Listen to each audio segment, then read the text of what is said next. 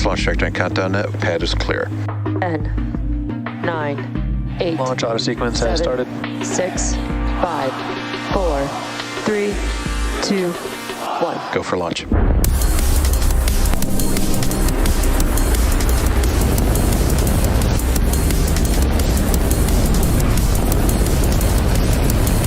Vehicle is supersonic.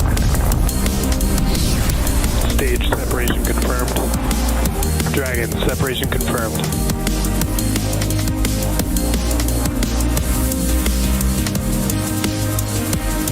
Stage 1 is transonic. Landing legs have deployed.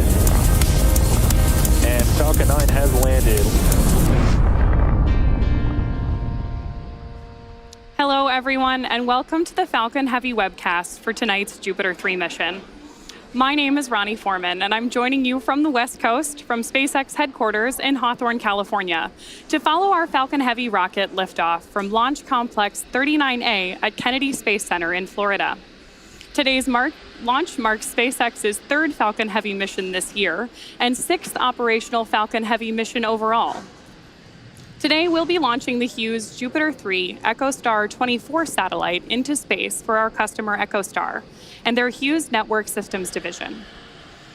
The JUPITER 3 payload on board the second stage was built by Maxar and will be the largest commercial communications satellite ever to launch into geostationary orbit, weighing over 9 tons. Once operational, JUPITER 3 will help meet demand for HughesNet satellite internet in rural areas of the United States and Latin America, as well as demand for Explore service for rural customers in Canada. In addition to supporting enterprise and government applications, JUPITER 3 will also power higher speed satellite internet service plans in North America, while helping to expand and enhance HughesNet across Mexico, Brazil, and South America. We'll have more about our customer and their payload later on during the show, so be sure to stay tuned. At T-minus 13 minutes and 45 seconds, all systems are currently go for an on-time liftoff of 11:04 p.m. Eastern Time. The vehicle started propellant loading around the T-minus 50-minute mark and is nearly fully loaded with propellants now. Weather is green and the range is also ready to support. But if for some reason we don't launch today, we do have a backup opportunity tomorrow at the same time. The Falcon Heavy that you can see on your screen is essentially 3 Falcon 9 rockets strapped together. Having 3 cores instead of just the one on Falcon 9 means that we are using 27 engines between the 2 side boosters and center core today, and that allows us to carry heavier payloads to various orbits in space. From a technical standpoint, we are creating a more powerful first stage that carries more fuel and burns longer than the first stage on a typical Falcon 9 mission. Now, at the very top of our rocket, as you can see on your screen, is our payload fairing. This is where the JUPITER 3 satellite is safely enclosed between 2 composite pieces. The fairing protects the payload from aerothermal loads, heating, and contamination during ascent. Once we reach the vacuum of space, though, the fairing isn't needed anymore, so we will jettison both halves as the second stage continues on its journey to orbit. Both fairings supporting today's mission are flight-proven, with one half flying for its 5th time and the other for its 6th. Once those fairing halves separate from the second stage, we will of course be attempting to recover them again today with the help of our recovery vessel, Doug. Now, right below the fairing, we have a second stage, which is connected to the 28th engine on board Falcon Heavy.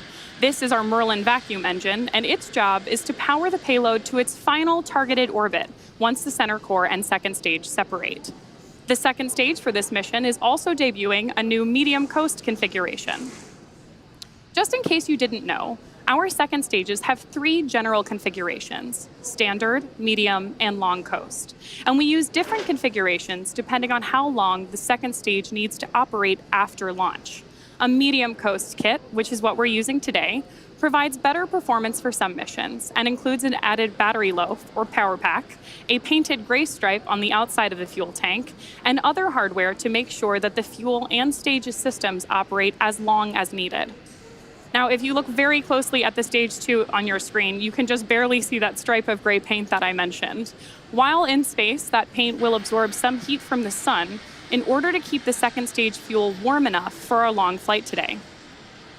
Payload deployment for Jupiter 3 is scheduled to occur after 3 second-stage engine burns and occur around the T+3 hour and 30-minute mark. We hope you'll stick with us till the end. Now moving further down the rocket, as I mentioned a little bit earlier today, we have 3 Falcon 9 rockets essentially strapped together. All 3 constitute our first stage. Each of the side boosters on either side of the center core are flying for the 3rd time on today's mission, having previously supported 2 Falcon Heavy flights, USSF 44 and 67. A couple of minutes after liftoff, we'll attempt to recover both side boosters with a land landing on landing zones 1 and 2. And fun fact, landing zone 2 was built specifically to support dual booster landings like this one. Similar to previous launches, we'll be conducting a 1-engine entry burn. This allows us to shorten the length of the entry burn, ultimately allowing us to increase performance of Falcon Heavy overall. And speaking of increased performance, we will not be attempting to recover the center core today. If you look very closely, you'll see that the center core doesn't have landing legs or grid fins attached. That's because this mission requires more performance than we have to be able to recover the center core, and that landing hardware isn't needed. But don't worry, today's launch should still be a very exciting one, especially if you're joining us from the Space Coast tonight, where you should be in for some beautiful nighttime landing views. And now, as promised, here's a bit more information about our customer and satellite today.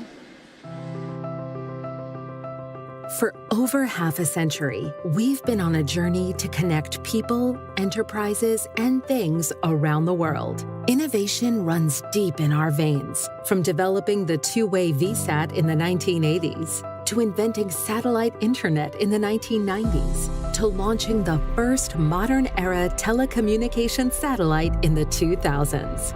We've tackled the biggest connectivity challenges and applied our engineering excellence to uncover innovative ways to connect the unconnected. Since the launch of the first Hughes high-throughput satellite, we have engineered some of the highest capacity broadband satellites in the world. And now, our latest and greatest innovation launches a new era of connectivity. Jupiter 3, the world's largest commercial communications satellite. 26 feet tall when stowed, it boasts 14 solar panels unfurled. This massive satellite was purpose-built and engineered like no satellite before. Hundreds of team members have devoted countless hours to bring Jupiter 3 to life. The highly anticipated next-generation ultra-high-density satellite doubles the size of the Hughes JUPITER fleet and brings total throughput to more than 1 terabit per second. Enabling more capacity, better service, and faster speeds. With 300 highly concentrated spot beams, Jupiter 3 expands our reach to nearly 80% of the population across North and South America. The engineering ingenuity built into Jupiter 3 will expand the connected experience. For the family in Ohio streaming movies on a Friday night. For the student in Mexico, expanding her horizons with access to technology and educational tools. For the farmer in rural Idaho, monitoring the weather each day to manage his crops. For the executive, flying from New York to Los Angeles, holding a meeting over first-class Wi-Fi in the sky. For the senior in Montana, consulting with his doctor by telehealth. For the ranger at a national park, coordinating in real time with emergency responders. For the mango grower in Brazil, expanding her family business nationwide and internationally. For the entrepreneur in Ecuador, promoting his business and taking customer orders. For the grandmother in Mississippi, meeting her new grandchild by video chat. All this and more as Jupiter 3 launches a new era of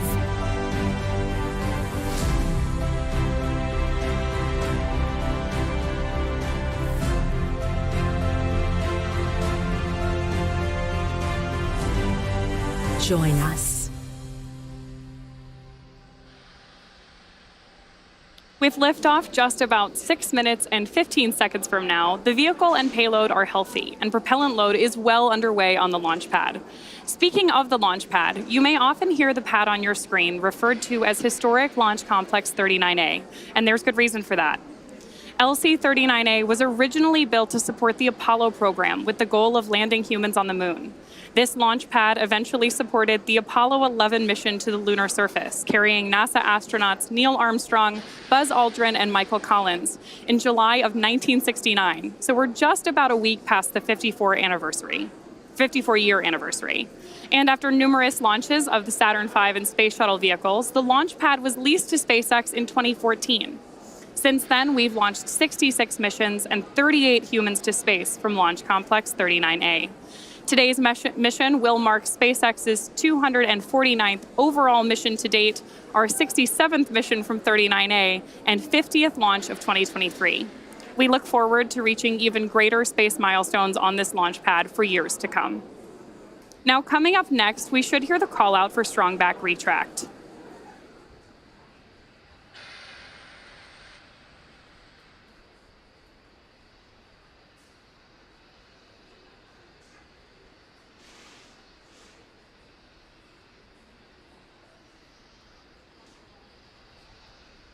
Falcon Heavy tanks are pressing for strong back retract.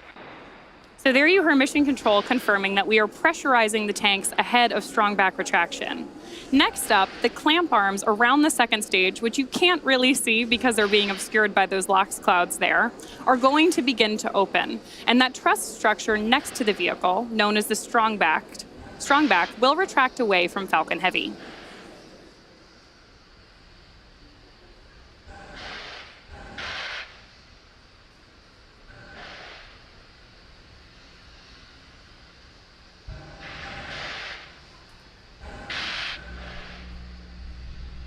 Again, those clouds that you see forming around the vehicle are nothing to worry about. That's actually liquid oxygen boiling off the surface of the tanks inside the rocket. As that boiled off liquid oxygen meets the warm Florida air, it's forming actual clouds around the vehicle.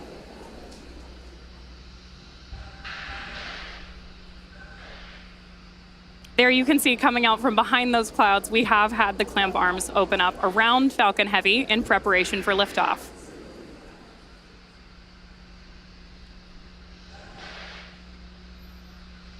There you have a great view of the strong back actually pulling away from the vehicle. This initial retraction is just a slight movement. Ahead of liftoff, we'll see full retraction so that Falcon Heavy can clear the launch pad.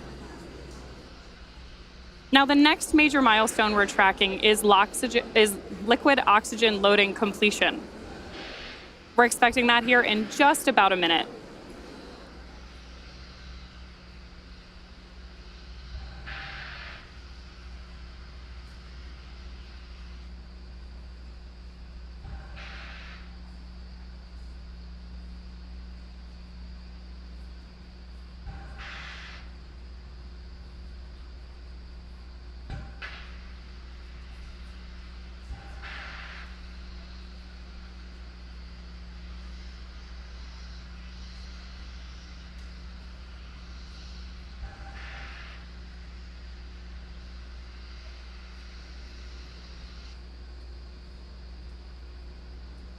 Just about 25 seconds left of liquid oxygen loading.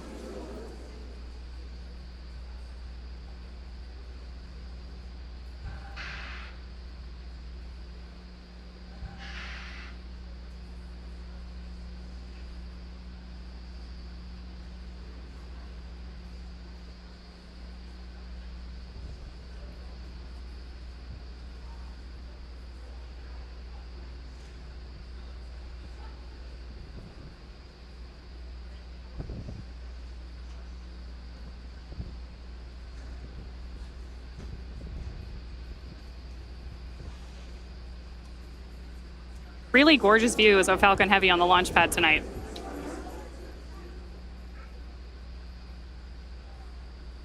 The next major milestone we're tracking is going to be the announcement that Falcon Heavy is in startup mode, which means that the internal flight computers have taken over the final count in the lead up to liftoff. About T-1 minute is when we expect to hear that call out, and that's also when stages 1 and 2 will begin to pressurize for launch.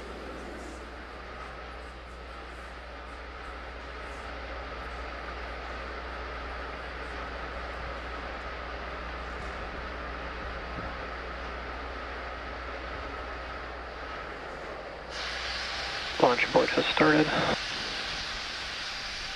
As you may have just heard over the nets, we just heard an abort called out from our launch director. We're waiting for other updates from Mission Control, so stay tuned and we'll come back with an update as soon as we can.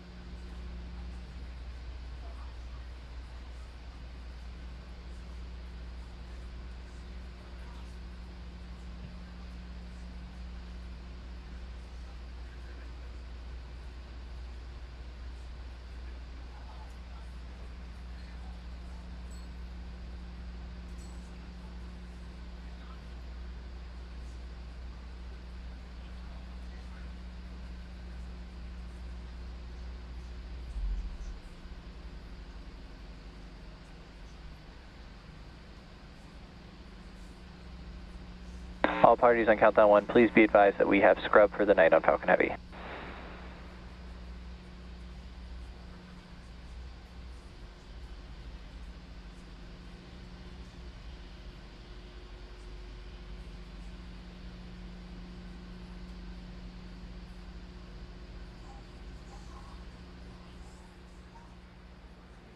If you've been following along, you know we had an abort during the countdown tonight at T-1 minute and 5 seconds. Prior to that, the countdown was proceeding nominally. And keep in mind that the purpose of the countdown is to help us catch potential issues prior to flight. There are 1,000 ways that a launch can go wrong and only one that it can go right. So given that, we are overly cautious on the ground, and if the team or the vehicle sees anything that just looks even slightly off, they'll stop the countdown. Again, the vehicle and payload are in good health, but this will end our launch attempt for today.